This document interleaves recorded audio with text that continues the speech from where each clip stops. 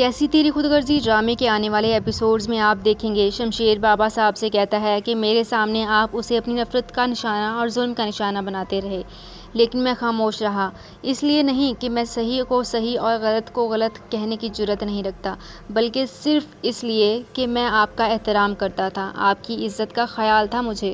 آپ مہک سے اس قدر نفرت کر سکتے ہیں صرف اس لیے کہ اس کا تعلق ایک مڈل کلاس فیملی سے ہے، اس لیے آپ اسے اپنی گھر کی بہو تسلیم کرنے کے لیے راضی نہیں۔ میں کبھی بھی سوچ نہیں سکتا تھا کہ میرے اپنے بابا صاحب اتنی چھوٹی سوچ کے مالک ہو سکتے ہیں۔ شمشیر، اب تم حد سے زیادہ بڑھ رہے ہو۔ میں حد سے آگے نہیں بڑھ رہا، بلکہ جو آپ نے جائیداد سے آگ کر کے میرے ساتھ کیا، میں اس بات کو کبھی نہیں بھول سکتا۔ اگر آپ کے دل میں اپنے بیٹے کے لیے ذرا بھر بھی محبت ہوتی نا، تو آپ کبھی بھی اس حد تک نہ جاتے۔